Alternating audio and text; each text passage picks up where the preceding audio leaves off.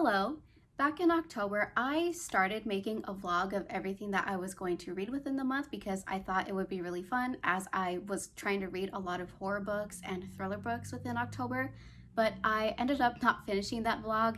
I completely abandoned it because I just got really busy with everything and my reading was just so slow that I just forgot about making a vlog. But I wanted to try it again because I think it could be really fun. Today is Sunday, February 1st, and I thought it would be a really fun idea to just vlog everything that I'm going to read from today all the way to Saturday, February 14th, Valentine's Day. I posted this on my Instagram, and February is going to be like a really big change with a lot of things. I'm not going to have as much free time. I'm probably not going to be able to read as much.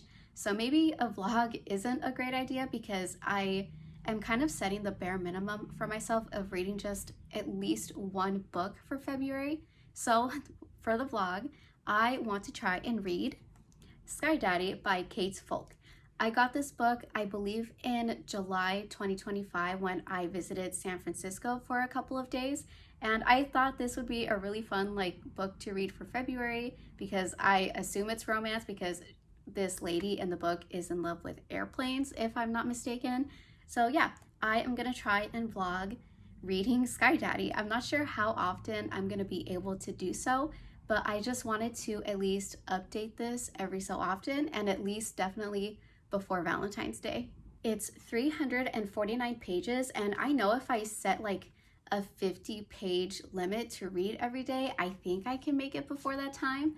But like I said, the month is gonna be really busy, so it's gonna be interesting to see how much I can even read, not just within the month, but at least before Valentine's Day. Alrighty, so today is Tuesday, February 3rd, and I had a pretty long day, but I wanted to give an update about where I am with Sky Daddy. So on Sunday, I read all of part 1, which was about 92, 93 pages or so. It was a little bit before 100. And I have this much left now, so I read all of this, and now I have this much left, so I'm a little bit over halfway. And with what I read on Sunday with part 1, it was very, very interesting. So we dive right into her sexual obsession with airplanes. And it's funny because there are so many it's not even innuendos, or there are innuendos, but the way that she describes the airplanes with desire and lust and honestly love, it felt so earnest coming from her. It was like when I was reading and just listening to her describe the planes the way that she was, it was like I was waiting for the punchline, but it just never came because she honestly thinks this way about planes. And to read what I mean, on literally chapter 1, it goes, "Only such a cosmic force could bring about my dream of marriage to a plane. What others vulgarly refer to as a plane crash, I believed this was my destiny. For a plane to recognize me as his soulmate mid-flight and, overcome with passion, relinquish his grip on the sky, hurtling us to earth in a carnage that would meld our souls for eternity. I couldn't alter my fate, but perhaps with the vision board's help, I could hasten its arrival." So in terms of the vision board, so that's a whole thing in of itself. So yeah, she really is super in love and obsessed with airplanes. And it was really interesting to see how this desire plays into her real life. So she's kind of a loner. Where she lives, it's very I don't know if where she lives is even legal. I'm pretty sure she says that a couple of times because it's in a family's garage or something. So she doesn't really interact with them. She does have a job, and her one friend is her coworker, Karina. Oh, and the main character name, her name is Linda. So Linda has the one friend, her coworker, Karina. And whenever she and Karina interact, you can see Linda is just very she holds a lot in because she doesn't tell anybody about her sexual obsession with airplanes. And you see just how lonely that makes her because she feels like she can't really be herself around other people in fear that they're going to judge her. So she kind of just keeps a lot to herself. But she interacts the most with Karina because they work together and they work pretty closely in their cubicles or whatever. And with the vision board that's mentioned, so every quarter, Karina holds this little meeting with her friends, these friends don't work with them. She holds this meeting with her friends and they make vision boards for like the quarter of their life or like the future. And one day she invites Linda.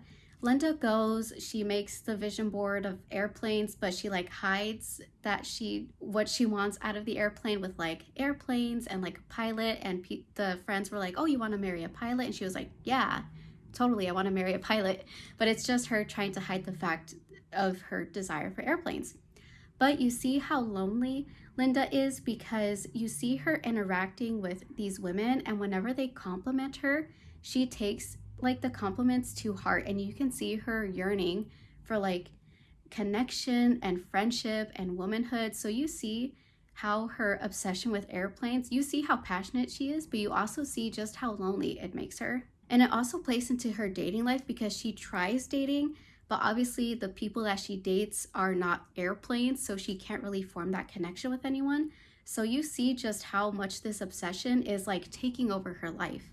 And it's kind of sad. I do feel bad for her because I can see that she really wants friends, like actual friends, because she describes how like in high school she did have two friends, but they also were the outcasts. So like the three of them would like look at the popular girls in awe and in fear.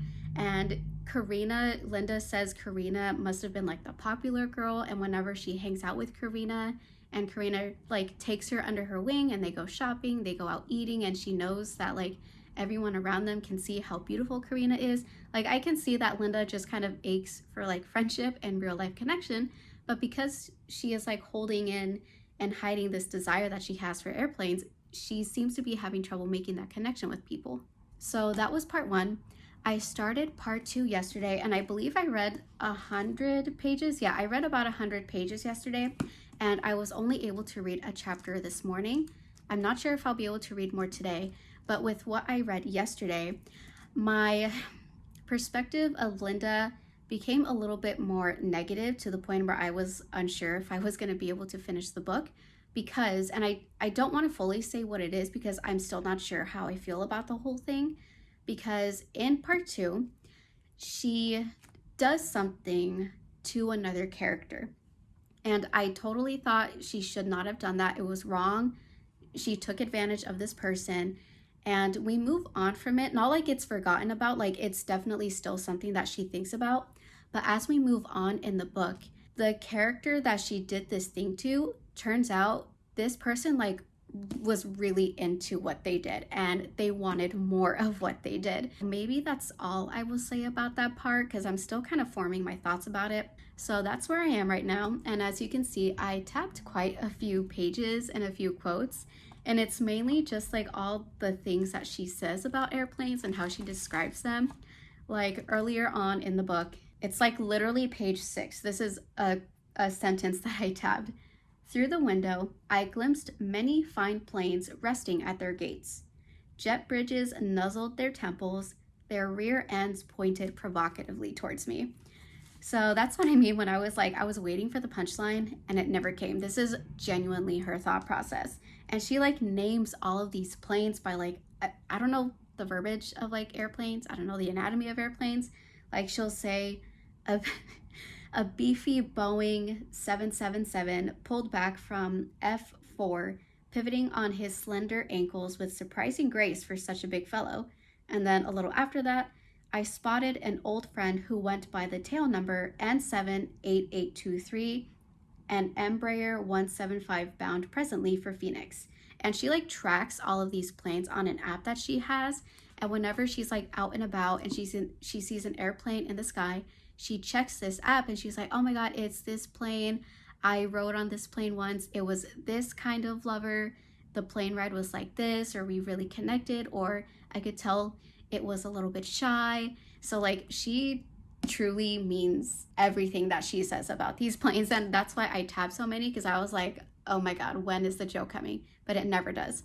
So that's where I am with Sky Daddy. Again, the part 1 I really enjoyed because I feel like we were getting a deeper insight into why she's so obsessed with planes, because she mentions some things like with her family and airplanes and that kind of tie in together. And I don't want to spoil that because I think it plays like a larger role in maybe the overall book. I don't know, but that's kind of what I'm thinking. And So that was part one. And again, I'm kind of like iffy with her character right now because the thing that she did, like, it didn't feel right to me. And I read the scene to my husband and he was like, yeah, she should not have done that. That was not right at all for her to do. But then we read on, and then that person that she did this thing to was like, I want to do it again. I want more. That was like so hot. I have never felt so invigorated. So I'm like, you know what? We just need to see where this goes. So today is Thursday. I finished part two and I am 2 chapters into part three. At the end of part two, Linda finally tells someone about her sexual obsession with airplanes, and it obviously does not go well at all. So, for some time, Linda decided to become abstinent from flying on airplanes to like change like the outcome of her life or something. I kind of forgot that detail, but she's not flying right now. But this person knows that Linda would fly frequently, like once a month, and this person has a fear of flying, and they asked Linda to help them get over their fear of flying. So Linda is coming up with like baby steps of helping them get over their fear, but she's also dreading getting on the plane because, again, she's trying to become abstinent. But the day comes, they go through security, they're at their gate, they sit down in their seats, and this is where it all goes wrong. So Linda was trying to stay abstinent and she just couldn't help her desire or her affection for the airplane. So she turns to this person and says, oh my gosh, I should have told you. I had a premonition that the plane isn't going to make it to its destination because this plane wants to marry me. And the only way that we can get married is if it just, again, plane crash. And this person turns to Linda and is like, you're scaring me. What are you saying? And then when Linda says like, this plane wants to marry me, I'm in love with airplanes, this person was like, you're like messed up. And then that person gets up out of their seat and then just completely leaves the airplane. So after that happens, this person kind of keeps their distance from Linda, and Linda becomes just really, really isolated. And even though she was isolated a little bit before, she was like growing friendships with some people. Now it's just like she's completely lonely. She's decided to just lay low, to try and focus on work. And it's just honestly kind of sad. And you just, in part three, you see like the aftermath of that. And she's kind of just wandering through her days. Nothing exciting is happening. Like same routine every day. She gets up, goes to work, goes back home, goes to sleep, and does it all over again. I will say though, that person that I mentioned that she did this thing to, and I was like, okay, that's not cool. But then this person was like, yeah, I want to do it again. Linda starts to interact with that person again in part three. And that person is also really lonely for their own reasons at the moment. So right now we're kind of just seeing two very lonely people just trying to find like a connection and a bond within their loneliness right now. I don't want to say what Linda and this other person are going to do because I feel like these next events possibly might like prove a thought that I had mentioned. Again, I don't want to say it, so I'm like dancing around it. So I'm sorry that it's so vague and it's not making sense. If you read it, I swear it would make sense. So that's where I am right now. I have literally like under 80 pages left to read. So that is everything that I have read, and that is all that it's left. So that's going to be pretty exciting. I still feel iffy about Linda's character, but now I just feel like really sad for her. But I don't know if I feel too sad because of what she did to this other person that I thought wasn't cool. But now her and this other person are just like trying to stick together, and their like loneliness that they're going through individually and just trying to make it out together. So I guess we will see, but that is where I am, and I'm really excited to finish these last 80 pages. So it took me a week, but I finally finished Sky Daddy yesterday on Sunday, February 8th. To be honest, I don't think I'm a huge fan of the ending. So since my last update, I mentioned how there's this character, and Linda, she does something to this character and the consent wasn't there from the get-go, so I thought it wasn't right. But then it ended up being that this character really loved what they did, so they end up doing it again. And this time, someone takes a video of them because they're in a very public place doing this sexual act together. So we have that happen. The characters like go do something off to the side, and then when they return back to San Francisco, Linda works in like content moderation, and one of her coworkers works in like a specific department. I can't remember the name of it. But this coworker of hers says like, hey, Linda, I found this video online. It very much looks like you and this other character that we know. Do you want me to take it down? Because if so, I think you should have this character send me money so that way I can delete it from the internet forever. And while that's happening, Linda's boss sits her down in the office and says like, oh my gosh, we saw the video. How can we make this right? We're offering you like $1 raise. And Linda is like, I want you to give me $5,000. And I also want the pay for the rest of the week. And then she ends up leaving after that meeting.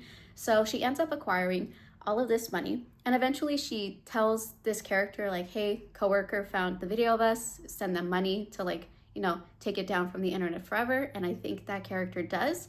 But Linda ends up having all of this money from the company just trying to keep what happened hush hush, you know? So she takes all of this money and she holds it so that way she can go on like all of these flights to find the plane that is her soulmate. And before she does that, she ends up telling more people about her desire to die in a plane crash because that means that she's going to get married to that plane. And that went kind of well, which really surprised me because she told everyone at like the vision board meeting that they hold every quarter. And there was a few mixed reactions. There were people that were like, that's actually like super weird. Why do you want to do that? And then there was like another person that said like, I feel like you're making light of the victims who died in plane crashes. And then there's like, no, I'm not making fun of them. I'm honoring them and I want to join them. And then another person is like, you know what? Go after your dreams. Who cares what anyone says? Like, if that's what you want, go die in a plane crash. And then another character that she first told ends up going to that vision board meeting. And it seems like the characters are starting, like Linda and this other character are starting to like make amends a little bit. But Linda tells everyone at this meeting, they leave, and then she decides to completely leave behind her entire life. She goes to the airport and starts like flying everywhere because again, she has all this money. So she starts flying everywhere to like just find the plane that's her soulmate because she found the one that she first flew on and had like a bunch of turbulence and she thought she was gonna die on. She found that plane again and was like going on these flights, and she thinks of these flights as like dates. So she's going on all these flights, and the whole time she's getting kind of antsy because she's like, why haven't we gone down yet? Does he not want me? Does he not like me? I mean, it's been so long since we last seen each other, so maybe he just needs to warm up to me. And eventually she runs out of money, and she kind of gets to this acceptance of like, the plane doesn't love me. What was I thinking? He doesn't want me. And then she thinks she should punish herself by staying in the airport terminal like indefinitely. Like she smells and she has to like shower in the airport bathrooms.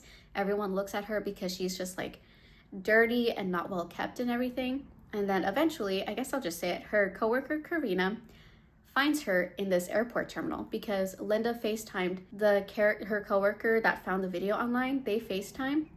And that coworker was able to pinpoint exactly which airport she was in.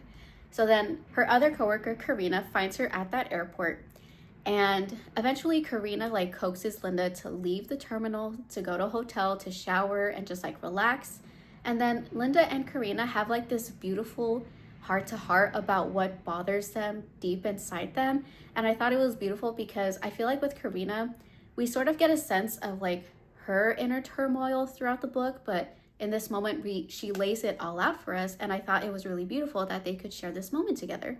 And then eventually, Karina like coaxes Linda to go back home to San Francisco. They get on the airplane, and it doesn't say it explicitly, but we basically kind of get the illusion that the plane does go down. And Linda gets this feeling, and she turns to Karina to say, I have something to tell you. And Karina's like, no, don't say anything, because it's like Karina also knows that the plane is going to go down. But to be honest, I don't think I'm a fan of it. The last paragraph goes, as we rose into the sky, a powerful vibration began rattling my teeth in my skull. In my back pocket, the shard of plane gathered heat until I feared it would burn through my jeans. The fuselage shook with greater intensity as we rose above Chicago. We rolled left, the plane's wing pointing to the earth, a thin trail of smoke visible through the window. All the while, Karina's eyes remained closed. a vague smile on her lips. I held her hand until I could hold it no more. So I know it doesn't explicitly say the plane doesn't make it, but I mean, if there's smoke coming out of an airplane, I think it's safe to say that it's not a good sign. But the reason why I don't like the ending is because it goes back to the moment that Karina and Linda had. I thought we were working towards this like beautiful moment of learning why Linda has this sexual obsession with airplanes and how it ties in with like her childhood, her father passing away. And then when Karina shared her inner turmoil, I thought we were like going to go to like this beautiful world of like acceptance of our past and being able to move forward and just learning that we can all be there for each other when we're feeling down. But then I feel like that moment just got completely ruined by Linda's dream coming true of the plane going down. I will say, I think I can appreciate a little bit of the ending because we kind of see two people experiencing this like a potential like plane going down. They're experiencing it in two different ways. Linda thinks it's like this beautiful marriage to the airplane and that's what she's wanted this whole time and this is like her dream come true, while Karina sees it as like a punishment for her past. So I think it's nice that they're experiencing this same event, but they have completely different feelings towards it. But what makes it okay is that they're there with each other and they can comfort each other. So I think that is nice. But again, I feel like because we were working so much to like learning about Linda's past and her trauma, I feel like it still just kind of disappointed me. So yeah, that's kind of my feelings on the ending. With the overall book, I'm not sure what I want to rate it just yet. I feel like it's maybe a 3.75 or something. I did like a lot of the book and I thought it was interesting, and I still tabbed a bunch of things all throughout the book, like a lot of the funny airplane quotes and desires and innuendos and things like that, but also some of the deeper stuff that's said throughout the book. Like one really cute and sweet quote that I tabbed is said by Karina, and it says, "Look, Linda, none of that matters to me. The important thing is you've always been a good friend. With other people, I can tell they're angling to get something. I'm always on my guard around them. Even Judy acts awkward with me, like I'm a mental patient she has to keep her eye on. But with you, I can be myself. I miss hanging out with you. I miss eating ramen in your weird little room." So I thought that was really sweet. And I was right in knowing that Linda just genuinely wants friendship, because when Karina finds her in the airport, Linda realized that she was like aching for human connection, and she realized like this is what friendship is. This is the kind of friendship that she's been searching for. So that's why I feel like the ending just kind of like ruined all of that. So that's why I'm kind of just like iffy with it. Overall, I did enjoy reading it. I thought it was a fun book to start off February with. And despite not liking the ending, I think there's still a lot of things to enjoy about this book. I think it's worth the read if you just want to have like a fun, silly time reading about a woman sexually obsessed with airplanes. I feel like I see mixed reviews about the ending and about the book in general, but I think I like it for what it is. It's a woman in love with airplanes. We're not going to get too deep into her inner emotional turmoil or her past, but it was still like fun, and I had a laugh while reading some of these things. So in terms of what I want to read next for February, I mentioned I'm like setting the bar pretty low for myself, but since I finished Sky Daddy, I think the next book that I want to get into for the month is Bridget Jones' Diary by Helen Fielding. I absolutely love the movies, and I had no idea that they were a book. I probably ignored the caption that says based on the book or something, because when I saw these in the library, I was very taken by surprise. So I think I'll read this next. Sky Daddy was about 349 pages, which wasn't too bad for me to finish in a week. Bridget Jones' Diary seems to be 267 pages, so I feel like because it's pretty short, I will be able to get through this within the month. It's been pretty hard for me to like schedule everything that I have going on in terms of like my obligations and my free time, but I think I have a good like grip on how I want to do everything and schedule everything, because usually I'll read a chapter in the morning on my really busy days and maybe another chapter at night, and then all the other days I wake up pretty early so that way I can read a little bit more on the days where I'm not too busy. So I think I just have to like keep with that schedule. But back to this, because it's really short, it's like not that long, I think I can get through it. I don't know how long it'll take me to read, but it's pretty short, so I have pretty high hopes. Hello. So it's been a while since my last reading update, because today is Friday, February 13th. I don't know if this will be my second to last update or my last update, because again, I wanted to see how much I can read and talk about what I'm reading all the way up until tomorrow, Valentine's Day. So I guess I'll just have to feel it out for the moment. But all I really wanted to do right now was talk about my reading for Bridget Jones's Diary by Helen Fielding. So the book is out of 271 pages, and right now I am on page 141. And it really is told in a diary format because each chapter is basically a month of the year. So right now I will be reading, well, I don't know if I'll read it tonight or tomorrow, but you see we have July right there. And then before that, I read about June. After that is going to be August, and so on and so on.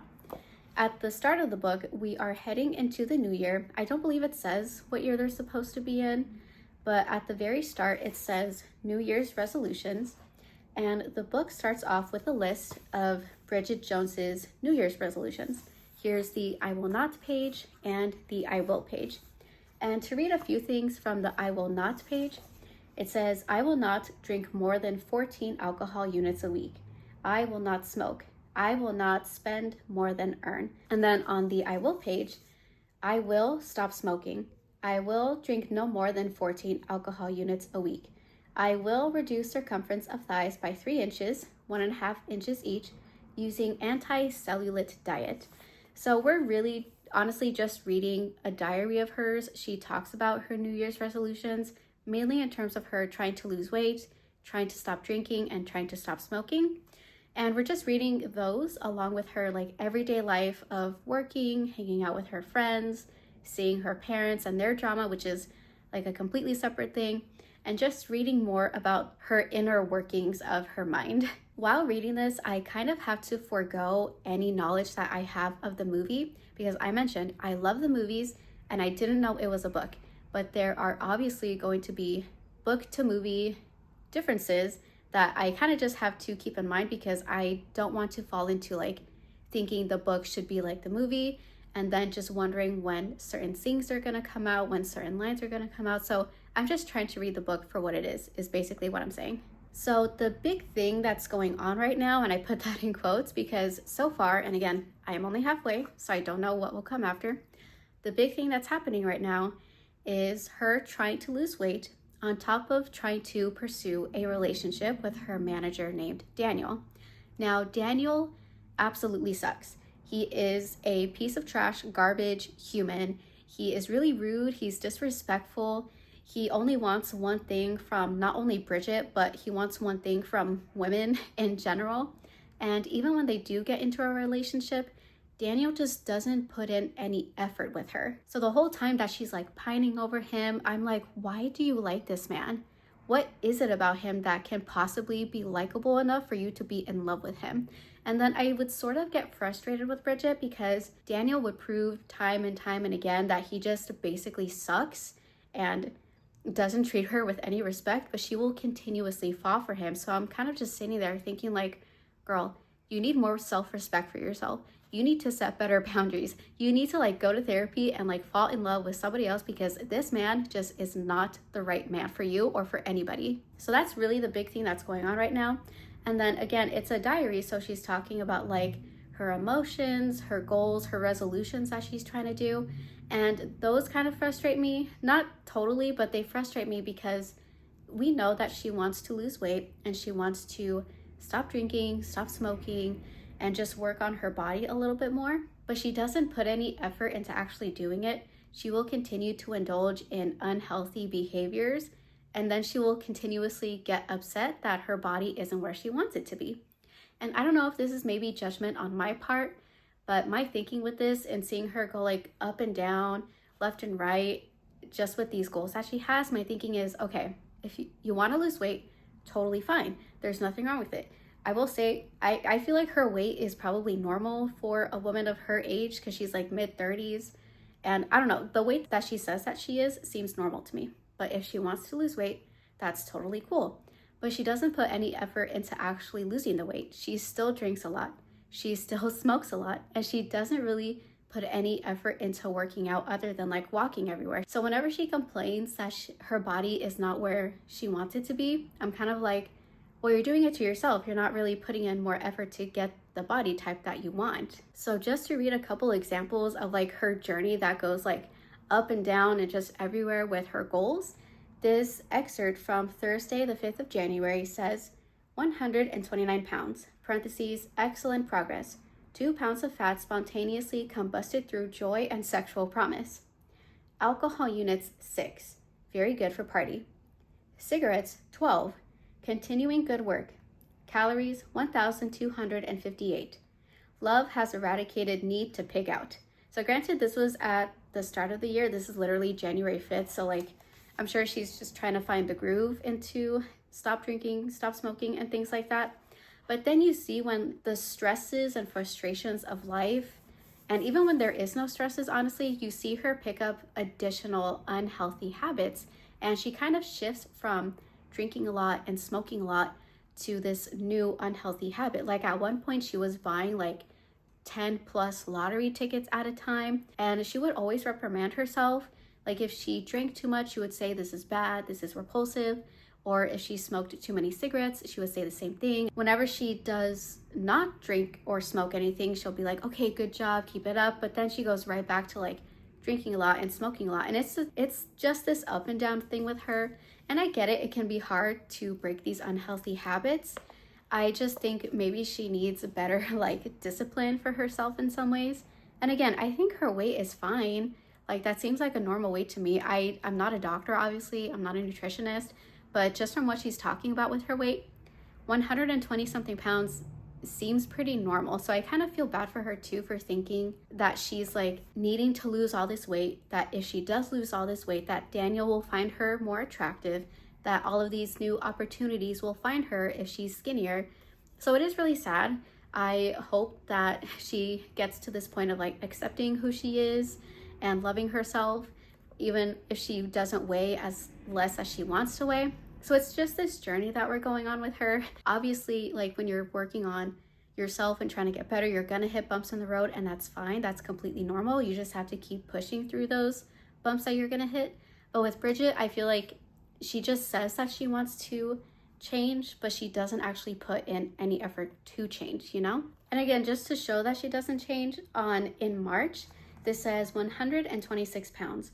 What is point of dieting for whole of Feb when end up exactly same weight at start of March as start of Feb? I'm going to stop getting weighed and counting things every day as no sodding point. I do think it's also an unhealthy behavior too. Well, I mean, I don't know. There was a point where I was weighing myself every day, and it hit a point where I was like, okay, this is actually really unhealthy for me. I think weighing yourself every day can maybe mess with your brain a little bit, and I feel like maybe that's just what's happening with her. But still, she gets stuck in this spiral of like weighing herself every day, like counting how many cigarettes she had, counting how many alcoholic drinks that she had, how many alcohol, oh my God. And she always writes down her calories of the day. Like in this one excerpt, 127 pounds, alcohol units 2, cigarettes 3, calories 2,140. That number means nothing to me. I don't know what a healthy number of calories is, because again, to me, she seems like she is at a pretty normal weight. To get back to this, she's just trying to better herself.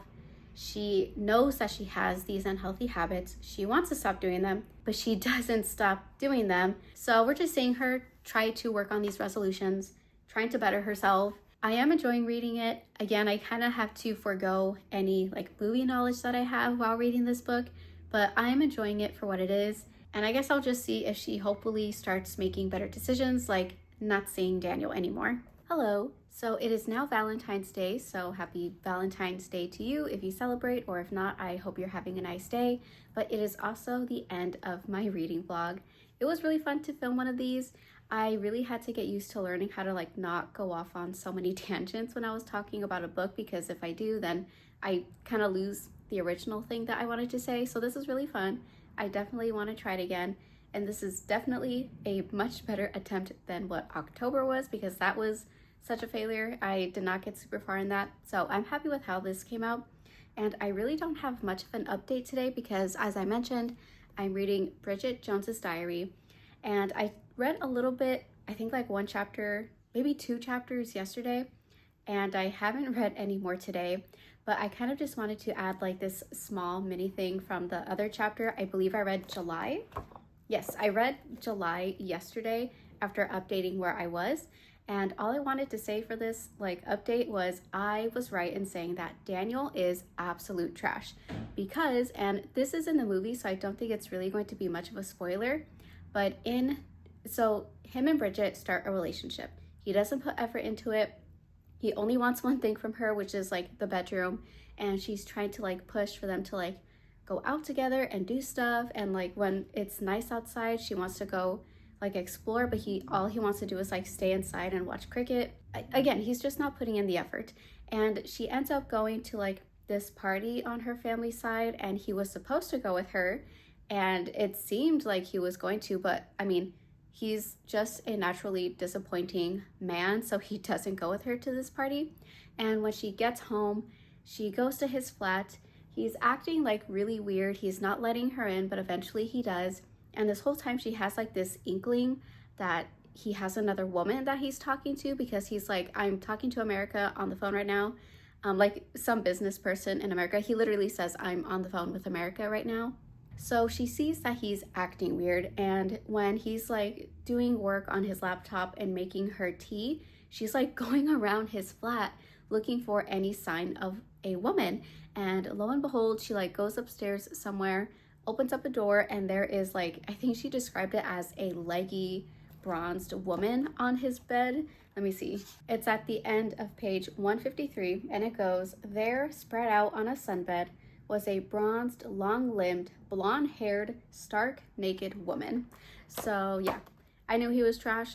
He cheated in the movie, so I was like, he's definitely gonna cheat in here. I feel like that's not really something that could change about this man, because again, he's like trash all around in the book and to the movie adaptation. So yeah, I was right in saying that he was trash. I don't know if I was harsh on Bridget in my last update, because I said like, she wants to change, she wants her body to be a certain way, but she continues to overdrink. She continues to like indulge in these unhealthy habits. She doesn't work out, so that's why she isn't changing. And I said like, she wants to change, but she's not putting in that effort to change. I don't know if that's harsh. I don't know if maybe sometimes people need that kind of tough love, because I mean, she is with such a terrible man and everyone is telling her he's terrible, he sucks, he's no good for you, but she continues to go to him time and time and again. So I think maybe she'll just have like a very strong wake-up call in the future, hopefully. So that's where I'm at with this. I don't think I'll read much today. I want to try to at least read a chapter tonight, so hopefully I can, but this will still take me a good couple of days because I have that much left. I counted, it's technically, I have 114 pages left, but there are like a few blank pages after like the chapter. So that's, so that's a chapter. This one is the next one for August. And then when you turn it, that's just blank. So I counted all the non-blank chapters, and technically I have like 100. So I think I can finish this maybe in 2 days, 3 days, possibly. We'll see. And I kind of feel like watching the movie after reading the book and just kind of seeing how it compares to this one right here. So yeah, that's all I really had to say about Bridget Jones's Diary. I still am enjoying it in a way. I feel like it's different than the movie from like the little bits that I remember, but I guess I'll see when I actually sit down and watch it. So that's really all I wanted to say.